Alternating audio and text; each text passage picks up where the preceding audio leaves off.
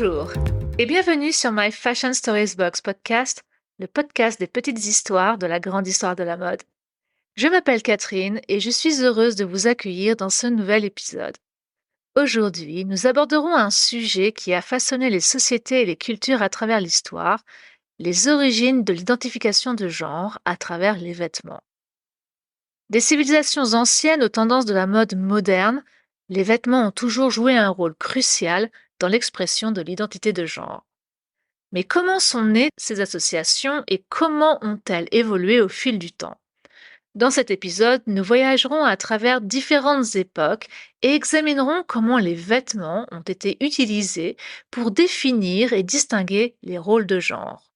Nous examinerons également comment la définition et la perception du genre ont façonné les habitudes vestimentaires.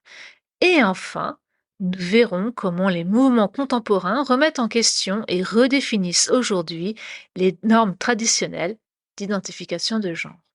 Alors que vous soyez un passionné d'histoire, un amoureux de la mode ou simplement curieux de connaître la signification culturelle des vêtements, cet épisode est fait pour vous. Commençons notre exploration du genre et de la mode à travers les âges.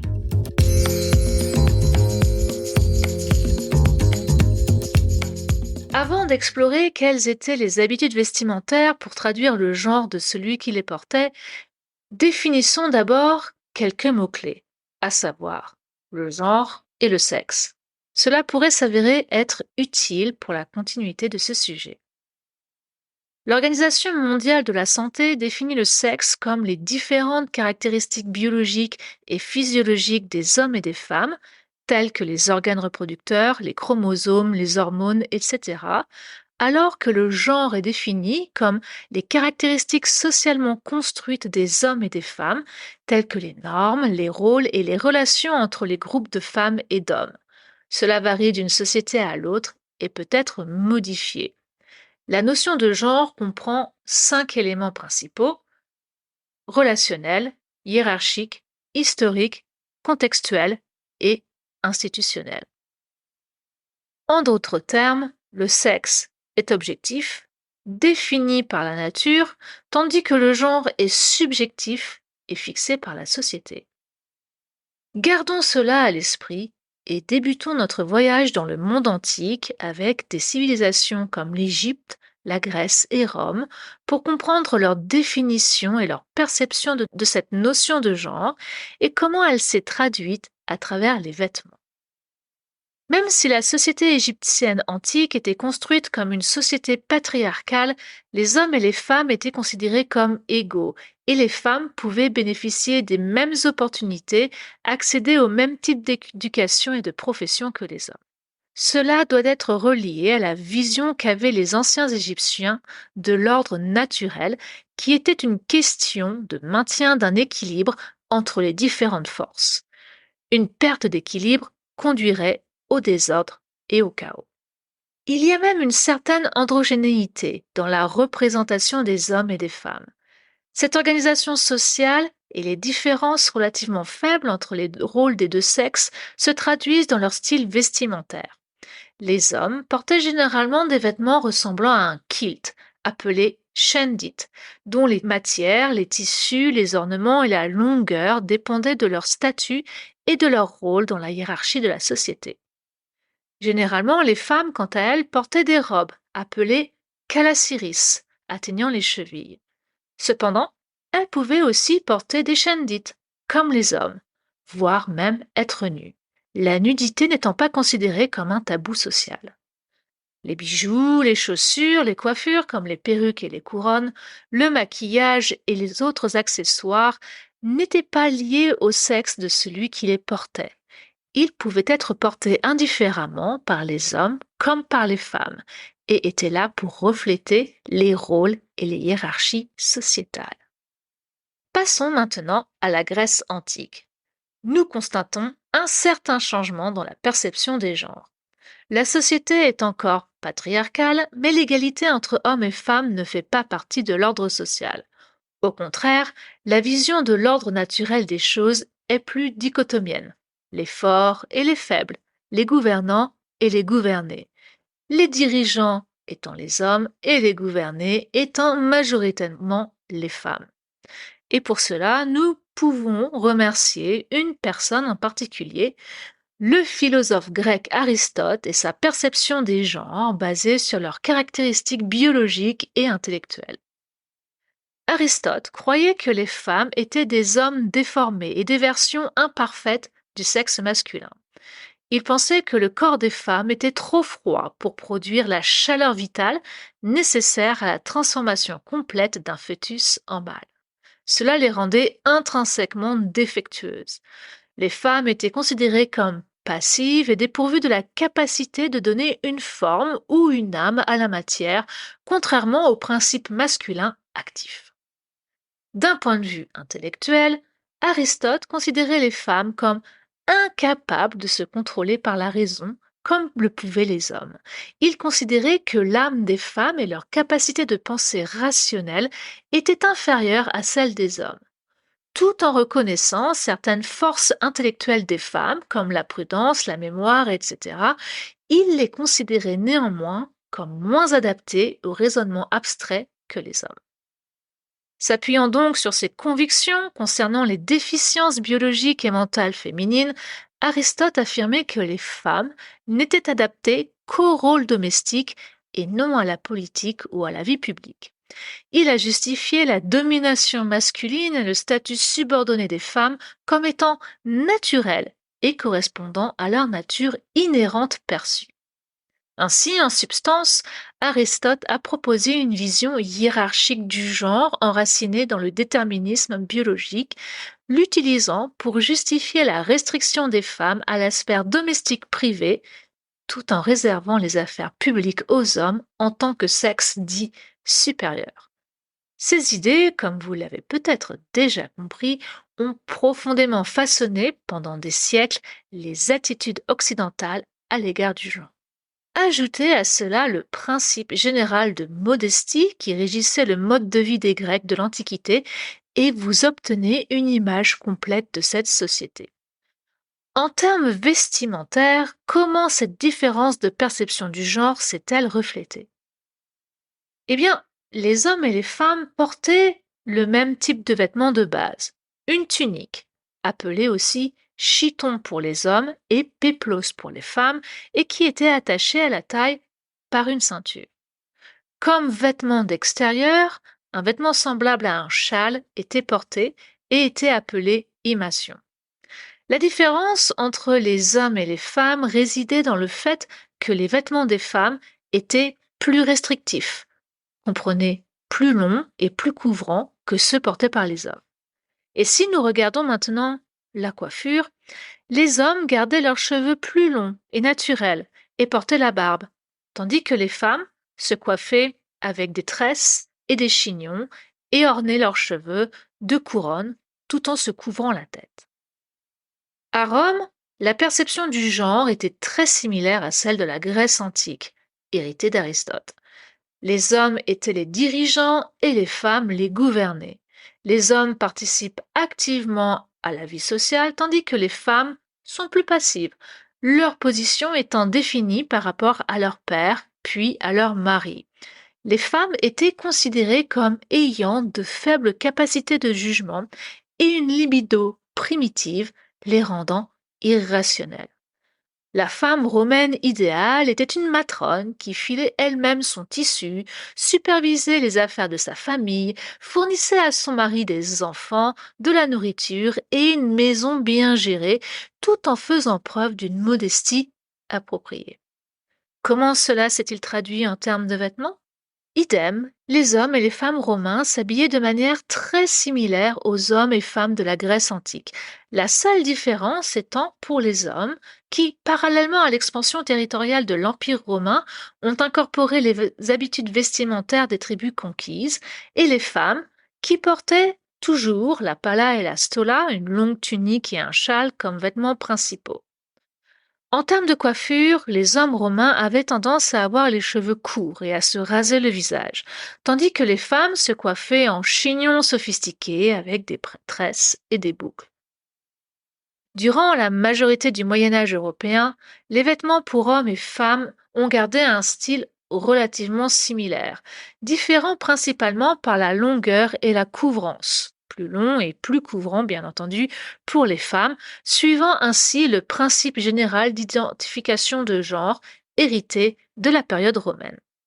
Les hommes portaient des tuniques et des bas, tandis que la tenue vestimentaire des femmes se composait de longues robes et jupes. Les genres étaient davantage soulignés par les accessoires, notamment les couvre-chefs et les coiffures, généralement plus sophistiquées pour les femmes, tout en soulignant leur rôle et leurs étapes de vie. Il faudra attendre les derniers siècles du Moyen Âge pour remarquer des vêtements plus sexospécifiques.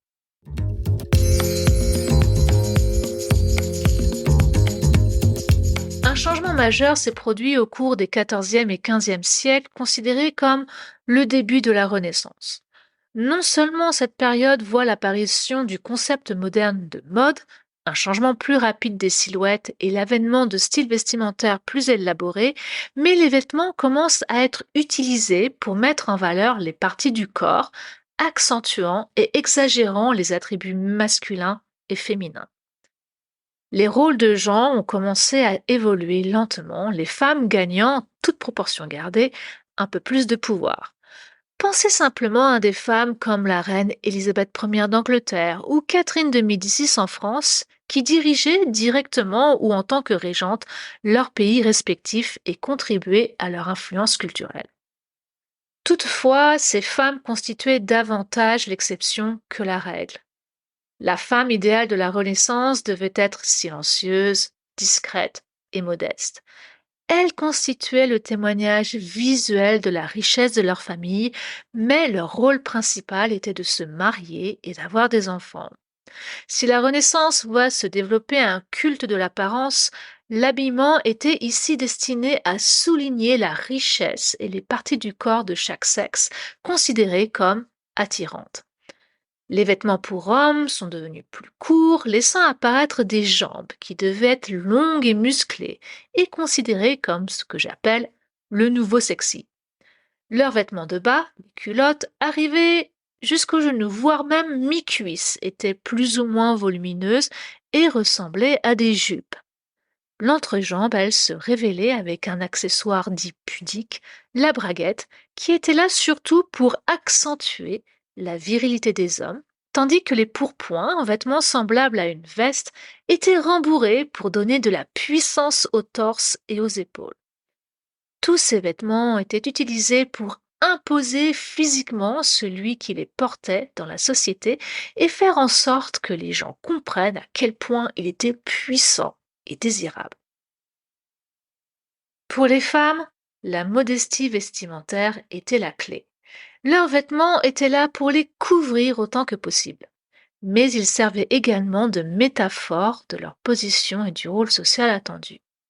Le corset, nouveauté du XVIe siècle, rendait les corsages de plus en plus ajustés et les tailles de plus en plus fines. Le vertugadin, une sous-structure en cerceau portée sous les jupes pour créer plus de volume, apparut également à cette période-là. Ces deux nouveaux vêtements rendaient la respiration et les déplacements beaucoup plus compliqués, obligeant les femmes à rester au même endroit, à dépendre des hommes et à les enfermer dans une prison physique et psychologique. Le XVIIe siècle n'a pas vu beaucoup de changements en ce qui concerne les perceptions du genre dans les sociétés européennes. Les hommes étaient toujours aux commandes et les femmes devaient faire preuve de modestie, de courtoisie, de douceur, d'affabilité et de bon gouvernement pour obéir aux commandements des apôtres selon lesquels les femmes devaient se taire et apprendre de leur mari à la maison. Gervaise Markham, poète et écrivain anglais né vers 1568 et mort en 1637, publia en 1615 un livre intitulé La femme au foyer anglaise, contenant les vertus intérieures et extérieures qui devraient être chez une femme complète, énumère les qualités suivantes attendues de la femme parfaite. De pensée chaste, courageuse, patiente, infatigable, vigilante, diligente, spirituelle, agréable, constante dans l'amitié, pleine de bon voisinage, sage dans les discours, mais peu fréquents, Vive et rapide dans le discours, mais ni amère ni bavarde, secrète dans ses affaires, à l'aise dans ses conseils et généralement habile dans les nobles connaissances qui appartiennent à sa vocation. Essayez donc de mettre ça dans votre bio Tinder. Et qu'en est-il de la mode? Pour réaffirmer leur pouvoir, les hommes commencent à porter des talons, une tendance lancée par le roi de France Louis XIV. Une autre façon de s'imposer physiquement. Tandis que la silhouette des femmes commence à s'alléger. Le corset est toujours là, mais la sous-structure disparaît. Les seins et les avant-bras sont plus exposés avec des décolletés ouverts laissant apparaître les épaules, tandis que les manches atteignent les coudes et dévoilent les avant-bras. Le corps féminin commence à être sexualisé, tandis que le corps masculin consiste à affirmer pouvoir, grandeur et autorité. Le XVIIIe siècle est le siècle des révolutions culturelles et politiques. Les pensées et philosophies du passé sont remises en question. L'ordre social établi est également remis en question. Les monarchies, l'aristocratie sont confrontées à la montée de la classe moyenne et au début de l'industrialisation. Un événement politique particulier va redistribuer les cartes dans le jeu de la mode, mais pas uniquement. La Révolution française. Avant la Révolution française, la signalisation du genre à travers les vêtements restait plus ou moins la même. Les hommes portaient des culottes arrivant jusqu'aux genoux, des chaussures à talons, des perruques et du maquillage. Les femmes portaient également des perruques, pouvant être très extravagantes, du maquillage, des chaussures à talons et des robes variées, dont la célèbre robe à la française, avec ses paniers exagérant la largeur des hanches, soulignant la taille et bien entendu notre corset. Le style rococo était composé de couleurs pastel, d'imprimés floraux, d'une exubérance de dentelles et autres ornements portés aussi bien par les hommes que par les femmes. En d'autres termes, une tendance gender fluid. Ce moment symbolique de la Révolution française est important à noter. Avant, il s'agissait moins de mode masculine ou féminine que de classe sociale, l'élite et le reste de la société. Comme on a pu le constater, il y avait une certaine fluidité entre ce que les hommes et les femmes pouvaient porter, notamment en termes de couleurs, d'imprimés, d'embellissements, d'accessoires pour cheveux, de bijoux, de chaussures. Après la Révolution et l'abolition des privilèges de classe, cela va changer. Les couleurs, les imprimés, les ornementations, etc. seront associés à la noblesse et à ses excès, et les hommes décideront d'y renoncer. C'est ce que l'on appelle le grand renoncement masculin. Ce terme a été inventé en 1930 par le psychologue anglo-allemand John Flügel. Influencés par la philosophie des Lumières du XVIIIe siècle, les hommes ont abandonné leur prétention à la parure et à la beauté, se concentrant uniquement sur l'utilité, conduisant à l'adoption de couleurs neutres, principalement sombres, et des costumes durant le XIXe siècle. À partir de ce moment, la mode n'a plus qu'un seul genre. Elle est féminine. La mode a commencé à être considérée comme étant futile, inutile, de la même manière que les femmes étaient perçues tout au long du XIXe siècle. Des êtres beaux et fragiles, sujets à l'hystérie, devant donc être contrôlés par les hommes. La femme idéale de l'époque était une épouse et une mère, dont le rôle principal était d'élever des enfants et de servir de vitrine à la richesse de son père ou de son mari. Rien n'a vraiment changé depuis les Romains.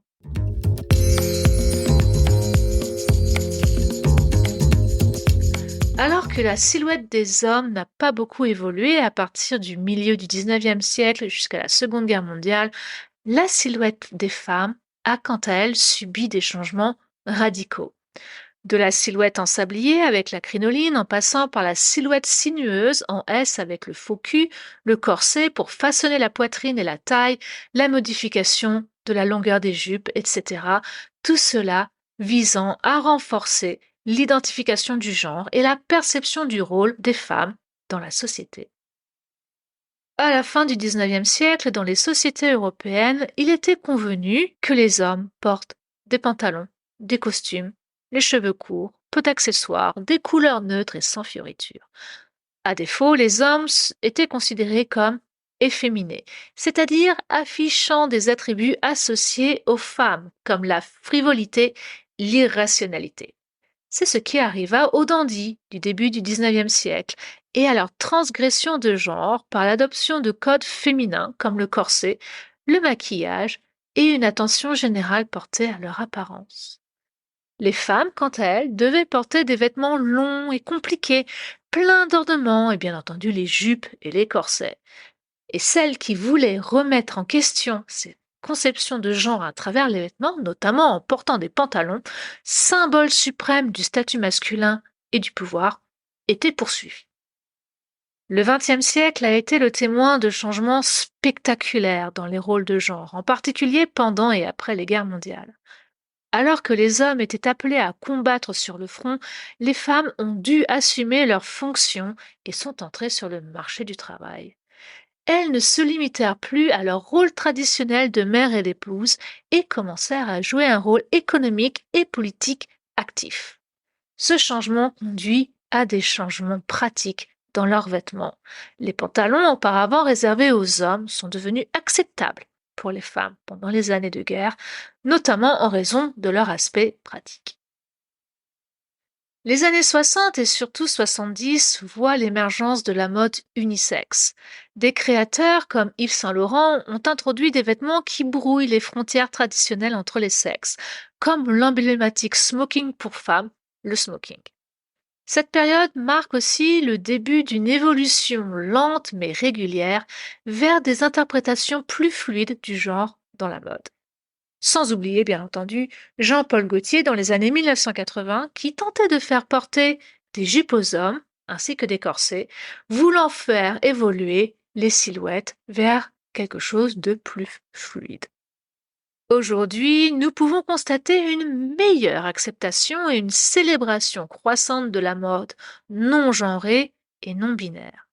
Des marques comme Off-White et la collection For All en 2018, Gucci et le projet MX Project en 2020, Prada et les collections Fluid Form ou même Louis Vuitton pour la collection Printemps-été 2021, ainsi que des créateurs comme Harris Reed et Telfar Clements remettent en question les normes de genre traditionnelles en créant des vêtements que tout le monde peut porter, quel que soit son sexe. Les mouvements sociaux défendant les droits LGBTQA+, et l'égalité des sexes ont considérablement influencé la mode. La visibilité d'individus non-binaires et non-genrés dans les médias et la mode a poussé l'industrie vers des créations plus inclusives. Le rôle des médias et des célébrités ne peut pas être sous-estimé à cet égard. Des personnalités comme Jalen Smith, Billy Porter, Elliot Page, Demi Lovato et Harry Styles ont fait la une des journaux en portant des vêtements qui défient les normes de genre traditionnelles, influençant ainsi la perception du public et encourageant une vision et une réflexion plus inclusive de la mode.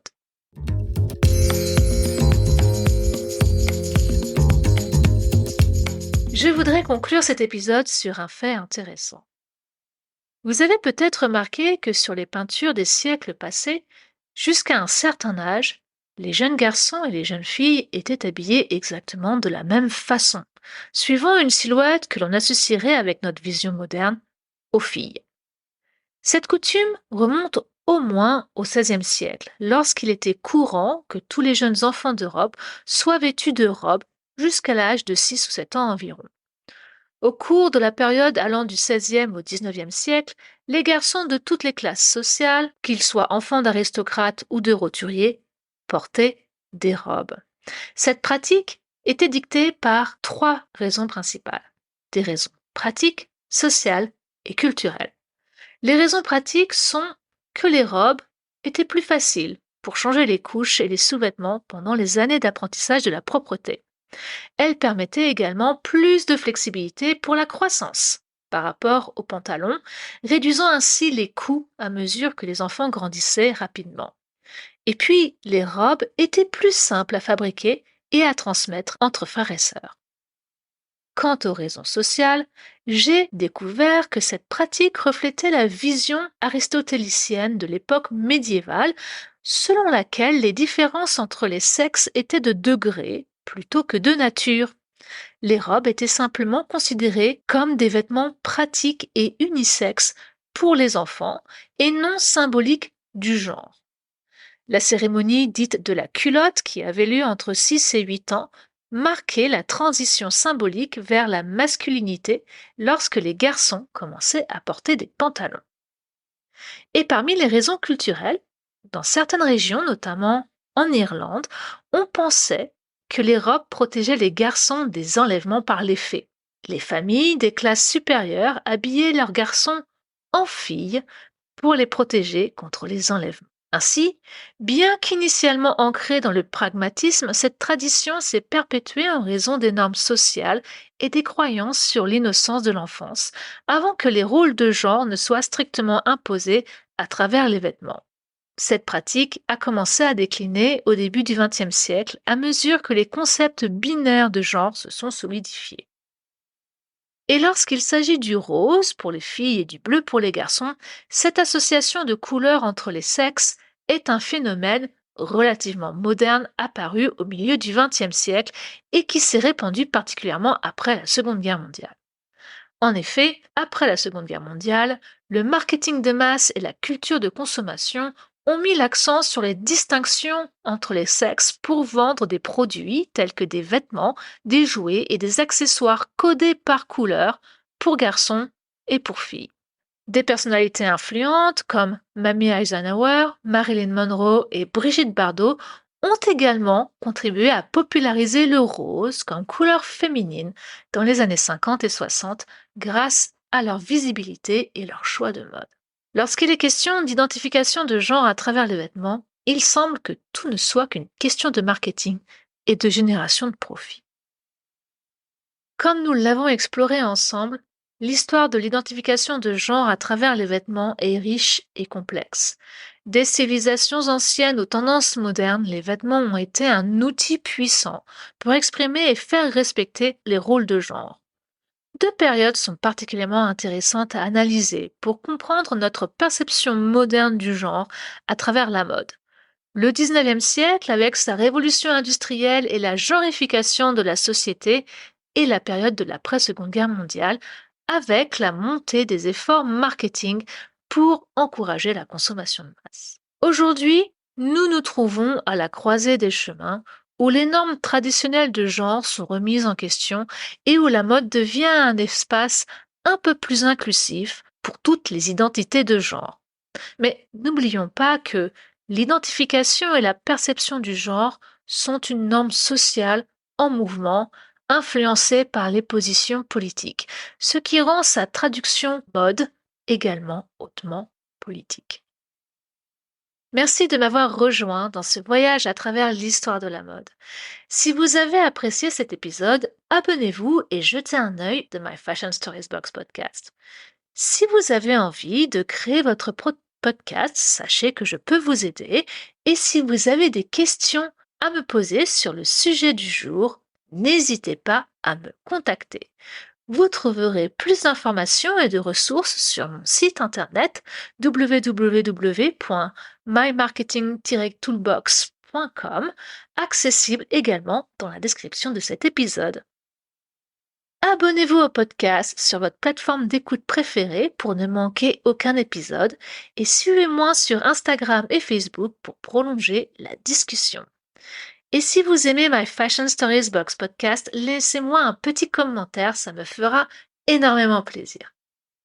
Je suis Catherine et vous venez d'écouter un épisode de My Fashion Stories Box podcast, le podcast des petites histoires de la grande histoire de la mode. À très vite pour un prochain épisode.